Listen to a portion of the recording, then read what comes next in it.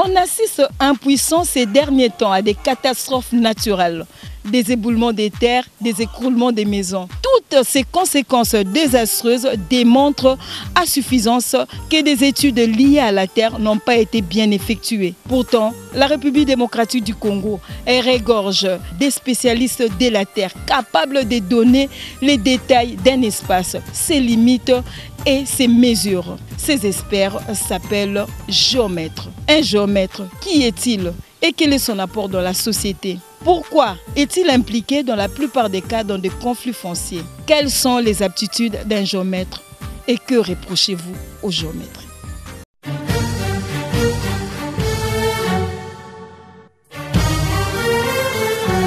Un géomètre topographe, c'est d'abord un technicien qui travaille dans les milieux de l'urbanisme, l'habitat, construction.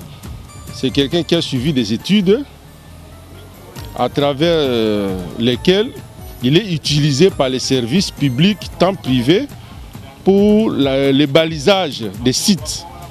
Par exemple, quand il faut lotir un quartier, une zone donnée, quand il faut construire un immeuble ou bien une route, un pont, tout ça, on a besoin des études de faisabilité du site.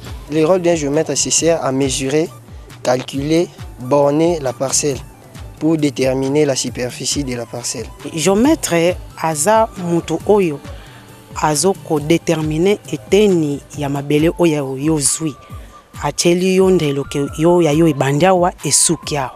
Le géomètre, c'est un expert en géométrie. Il est là, il s'occupe d'élever des plans et du nivellement. Le géomètre na biso baibi mosala, mais mutu azako utiliser bango nde toyebite ndenge nini azako utiliser bango. Po bakoka kosala mosala kitoko te. Parce que tozana banzela e kufi mais bango ba géomètre toyebi bango na bakombo mais tomona kape misala basalaka. Les chefs coutumiers, ils font appel aux géomètres. Les géomètres vont délimiter l'espace pour un lotissement. Et puis dans ces lotissements, en tant que géomètre, ils ne tiennent pas compte du relief, soit sur les flancs de montagne, soit dans de ravins, ce qui d'habitude crée beaucoup de difficultés dans la vie de Kinshasa, des éboulements des sols, il y a des catastrophes, il y a des crevasses. Mais chez Bissoa, les géomètres, c'est comme si on a résulté.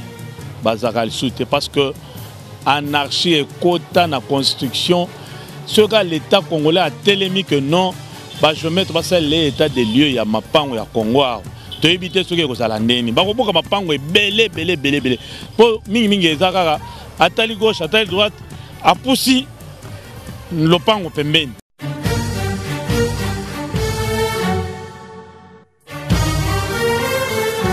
Quel est le profil du géomètre? Comment le devient-on? La profession du géomètre relève-t-elle de l'administration publique ou est-elle libérale?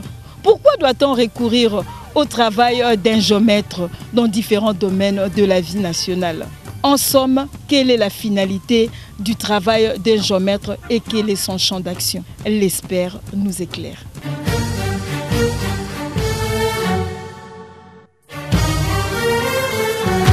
Le géomètre, c'est un technicien spécialisé dans les travaux de mesurage, dans les travaux d'élevé.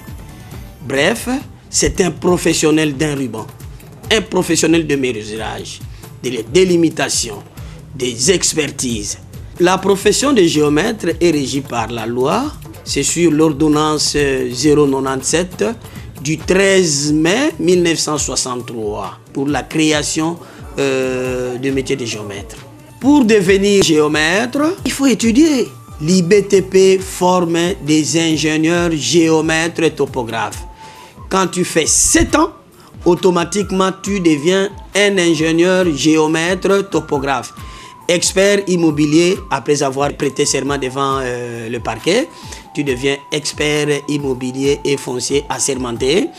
Mais si tu fais le premier cycle, automatiquement tu es un ingénieur technicien. Mais qu'à cela ne tienne aussi, il y a l'école nationale du cadastre qui est à Limité, qui a une spécialité de former seulement des géomètres, des arpenteurs et des dessinateurs. Les géomètres, dans tous les travaux de génie rural, tous les travaux de génie civil, il est dans les lotissements, il est dans l'hydrographie, le géomètre est dans les routes. En bref, tous travaux liés à la terre impliquent seulement la présence d'un géomètre.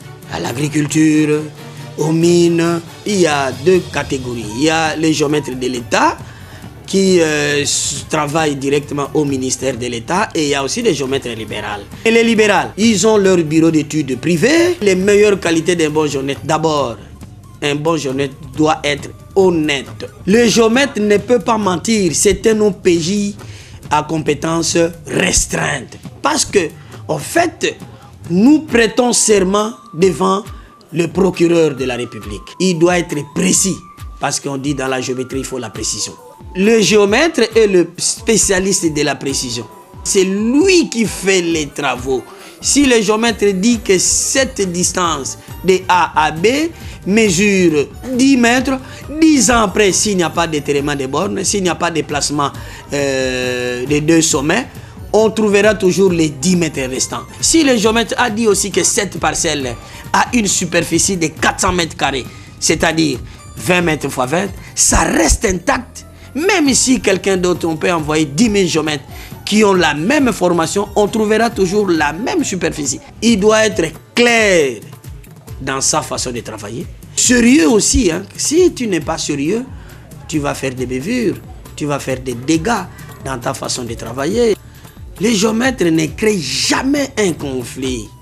Les conflits viennent d'ailleurs au titre foncier, par exemple, qu'on amène à un géomètre à commettre des fautes, parce que le géomètre, lui, il ne mesure pas une parcelle d'autrui sans la présence du propriétaire. Donc, c'est le propriétaire qui amène le géomètre dans sa concession, en fait, de poser des actes. Tout géomètre doit faire une reconnaissance du terrain avant toute chose. Et cette reconnaissance du terrain est accompagnée de qui? Du propriétaire du terrain. Et en plus aussi, il y a l'immixtion des autorités. Or, le géomètre n'a pas une force répressive, et que tous ces gens-là peut-être peuvent l'amener à commettre des fautes. Mais ces fautes, si on les retrouve, automatiquement, il est punissable, ce géomètre, parce qu'il n'a pas une bonne déontologie.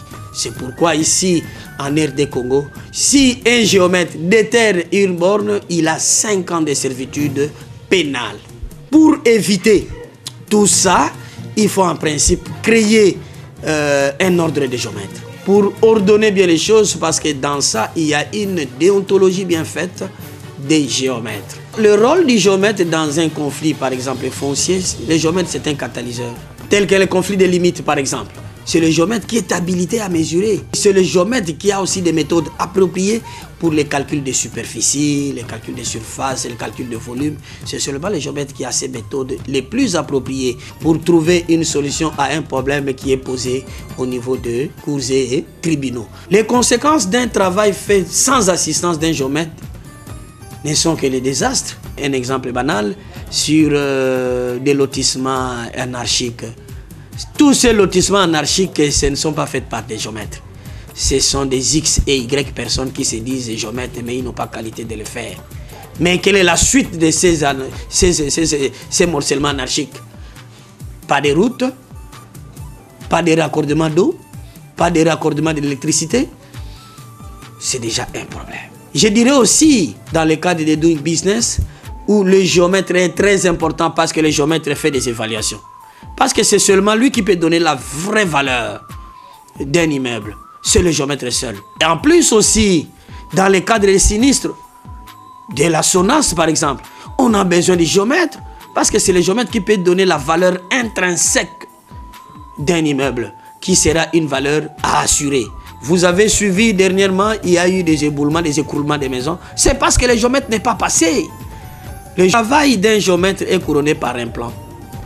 Ce plan est à grande échelle ou à petite échelle. Tout dépend aussi de la précision. Parce que ce plan que le géomètre dresse est représenté par des signes conventionnels. Ces signes conventionnels, c'est seulement, pour les interpréter, c'est seulement un géomètre qui peut interpréter ces signes conventionnels. Donc la finalité du travail d'un géomètre Parce qu'il faut d'abord connaître que le géomètre a deux étapes. Première étape, c'est l'étape du terrain. Il se marie avec le terrain. Il doit faire une prospection avec le terrain. Il doit descendre sur le terrain. Il doit voir le terrain, voir l'état physique du terrain. Aussitôt travailler avec des appareils performants, il rentrera au bureau faire des calculs. Et après ces calculs, il va sortir un plan. Et un plan qui sera mis à la portée de tout le monde. Et c'est ce plan que les architectes, par exemple, dans les cadres des constructions, ils vont utiliser dans les cadres des aménagements. C'est parce que le géomètre a donné le mouvement possible de la terre. Il est la première personne à descendre sur le terrain et la dernière personne à terminer. Parce qu'il doit vérifier si cet édifice fait est très bien en fonction des plans à courbe de niveau que lui a tracé. Parce que le courbe de niveau, ça donne l'allure du terrain.